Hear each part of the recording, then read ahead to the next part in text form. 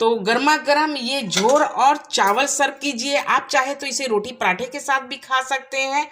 ये बहुत ही टेस्टी बनती है। आप अगर ये झोर को बनाते हैं तो इसके इसके सामने ना आपको दाल बनाने की ज़रूरत है, ना कोई सब्जी बनाने की ज़रूरत है। ये बस यूं ही बहुत ही टेस्टी लगती है खाने में चावल के साथ।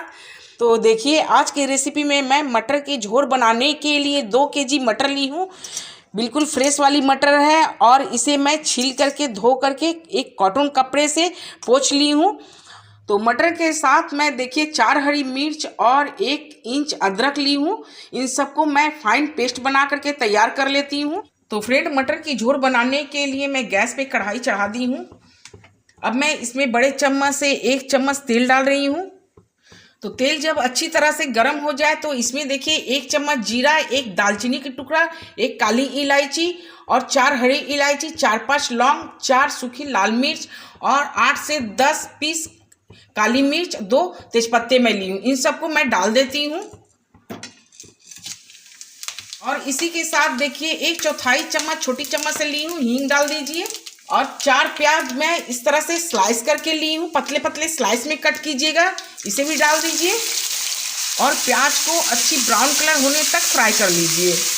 तो प्याज मेरी देखिए बहुत अच्छी तरह से फ्राई हो गई है, बिल्कुल गोल्डन कलर फ्राई हुई है। देखिए इस तरह से ही फ्राई कीजिएगा। अब मैं इसमें एक बड़ी लाल टमाटर डाल देती हूँ। ज़्यादा लाल टमाटर जो होती है वो ज़्यादा खट्टी नहीं होती है, इसलिए बड़े से लाल टमाटर ही डालिएगा। और 1 चम्मच अदरक लहसुन की पेस्ट, 1/2 चम्मच हल्दी पाउडर, 1/2 चम्मच जीरा पाउडर, 1 चम्मच धनिया पाउडर और ये धीगी वाली लाल मिर्च पाउडर डाल रही हूँ। इससे कलर बहुत अच्छी आएगी। तीखी होने के लिए मैं हरी मिर्च और सूखी लाल मिर्च डाली हूँ। अब ये सारे मसालों को अच्छी तरह से फ्राई कर ले रही हूँ। तो मसाले देखिए मेरी बहुत अच्छी तरह से फ्राई हो गई है। इसमें से देखिए ऑयल भी बहुत अच्छी तरह से छोड़ दी है। तो अब मैं इसमें देखिए 1 छोटी कटोरी से 1 कटोरी में साबुत मटर रखी थी, इसे डाल देती हूँ। मसालों के साथ इसे हल्की सी फ्राई कर ले रही हूँ। और मटर की भी देखिए पेस्ट मैं फाइन पेस्ट इस तरह से बना करके तैयार कर ली हूँ। अब मैं मसालों के साथ ये मटर की पेस्ट भी डाल देती हूँ। अब मैं मटर की पेस्ट को भी मसाले के साथ बहुत अच्छी तरह से फ्राई करूंगी। और ये पेस्ट को आप तब तक फ्राई कीजिएगा जब तक इसमें से पानी सूख नहीं जाती है। मैं पेस्ट बनाते वक्त बिल्कुल भी पानी यूज़ नहीं की थी, बस मटर यूं ही डाल करके पेस्ट बनाई थी। और इसमें से जो भी इसकी मॉइस्चर है इसे सुखा लीजिएगा। तो मटर की पेस्ट की अच्छी भुनाई हो गई है। देखिए बहुत अच्छी तरह से ये भुन चुकी है।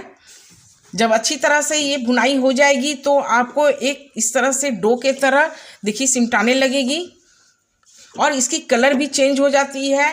और एक बात देखिए, आप इस तरह से हाथ लगाएंगे तो हाथ में आपकी बिल्कुल भी नहीं लगेगी, सिर्फ ऑयल ही लगेगी।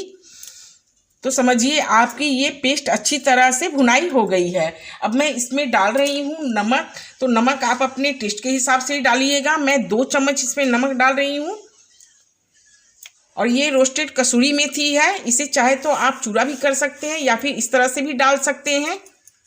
और इसमें और भी ज़्यादा अच्छी टेस्ट लाने के लिए मैं किचन किंग डाल रही हूँ। आपके पास अगर हो तो ज़रूर डालिएगा। तो 1 चम्मच मैं किचन किंग डाली हूँ। और इन सबको डाल करके मैं एक बार फिर से इसे 1 मिनट के लिए इसे भून लेती हूँ। देखिए सारी चीज़ें बहुत अच्छी तरह से भुनाई हो गई है। अब मैं इसमें पानी डाल लूँगी। तो ये मैं बॉयल पानी डाल रही हूँ, मैं पहले से ही बॉयल कर ली थी। इसमें बॉयल पानी ही डालिएगा। आप अपना जिस हिसाब से ग्रेवी रखना चाहते हैं उस हिसाब से पानी डालिए।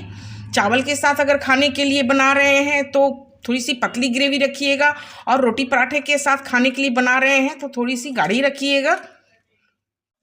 तो फ्रेंड देखिए इस तरह की मैं कंसिस्टेंसी रखी हूँ, क्योंकि मैं चावल के साथ खाने के लिए ग्रेवी बना रही हूँ, इसीलिए मैं इसे थोड़ी सी पतली रखी हूँ। देखिए, और इसकी जब भी भुनाई कीजिएगा, यानी कि मटर की पेस्ट की जब भी भुनाई कीजिएगा तो आप थोड़ी सी पेशेंस रखते हुए कीजिएगा, क्योंकि आप इसे मीडियम फ्लेम पर और पेशेंस के साथ भुनाई कीजिएगा, तभी आपकी ये ग्रेवी बहुत ही टेस्टी बनती है।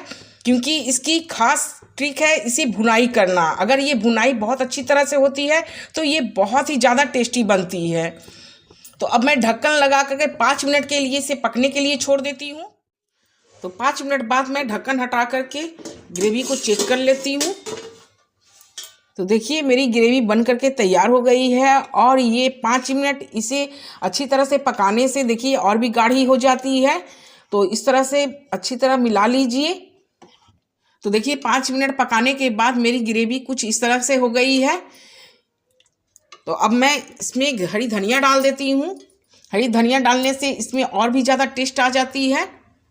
तो ये लीजिए फ्रेंड, फ्रेश मटर की झोर बनकर तैयार हो गई है। अब जब भी इसे सर्व करें तो इस तरह से घी जरूर डाल करके इसमें सर्व करें, क्योंकि घी डालने से और भी ज़्यादा टेस्टी लगती है। तो गर्मा गर्म ये झोर और चावल सर्व कीजिए। आप चाहे तो इसे रोटी पराठे के साथ भी खा सकते हैं। ये बहुत ही टेस्टी बनती है। आप अगर ये झोर को बनाते हैं तो इसके सामने ना आपको दाल बनाने की ज़रूरत है, ना कोई सब्जी बनाने की ज़रूरत है। ये बस यूं ही बहुत ही टेस्टी लगती है खाने में चावल के साथ। तो फ्रेंड, आप इस रेसिपी को देखते हुए मेरे वीडियो को लाइक कीजिए, चैनल को सब्सक्राइब कीजिए और मुझे कमेंट में ज़रूर बताइए कि आपको ये रेसिपी कैसी लगी। थैंक यू दोस्तों।